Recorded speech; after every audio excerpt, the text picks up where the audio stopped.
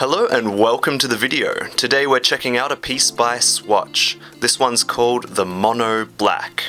And as always, let's move the watch over to the side as we go through the specs. We have a reference number of SUOB720. Some key points are that it's a quartz movement and it has 3-bar water resistance. For the dimensions of this piece, rather than just showing you the numbers, I thought it might be a nice idea to bring in a couple of crowd favorites for comparison. On the left is that classic Casio that everybody knows, and another favorite in the watch community, the SKX009 over here on the right, just to give you an idea of the size. And just so I don't forget, let's have a look at a lume shot now. So as we look at the lume on this watch, I think having a comparison can be quite useful, so I'm bringing in the SKX one more time.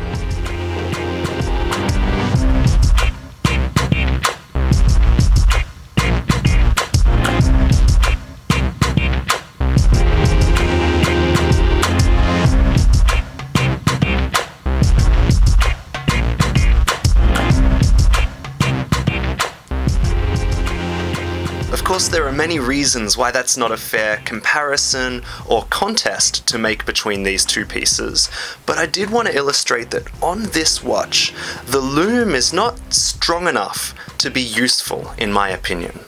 The only times that I've noticed that this watch actually has lume is when I've put it right up to my eye to check. And just to cover everything, here's a quick demonstration setting the time and date. We have a day-date complication here. Pulling the crown out one stop, we can change our day, and our date, of course, easy as one more stop, and we're setting the time, just like that. Okay, and moving right along. And of course this video needs a wrist shot, so let's jump to that now. And here it is on my wrist.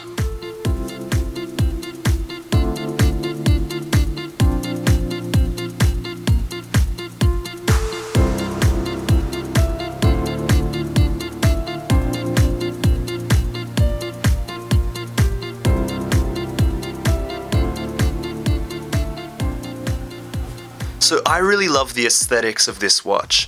I think the high contrast black and white is extremely eye-catching. Something else that I really like is the crystal sitting on top of the case like a bubble there. And as you can see from this angle, it is a very thin watch as well, so it really can slide under the cuff quite easily. Something else that I love is the hour markers at 1, 5, 7, and 11. They correspond with these corners on the case. It just looks neat and is obviously well thought out. So now, as we're really zooming in on the details of this watch design, I just wanted to point out that the piece that I received has a bit of a defect, only that second hand isn't aligning perfectly with those markers. So when you look really carefully, you will notice it. Although it's not a major issue, it's something that I would love to be perfect. In the end, it's part of the character of this watch, it's how I know it's mine, but these things happen. Another thing to note is that as of making this video, I've had this Swatch now for maybe 2 to 3 months, so I've already picked up quite a few scuffs and scratches, and that's fine, but they're quite noticeable when you really look closely. You can also see some signs of wear and tear along the silicone strap here. And one other thing that I thought it was only fair to mention is that the ticking sound is quite loud, compared to every other watch I've owned. I'm just going to put it near the microphone so you can hear.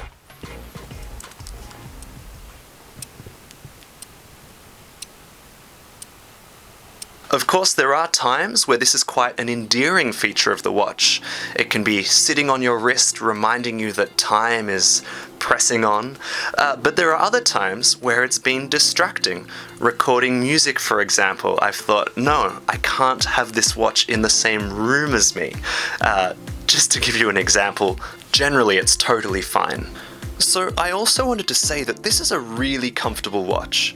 There's something about this silicone strap that even when you wear it very loose, it's got a grippiness about it that it's not slipping around on your wrist.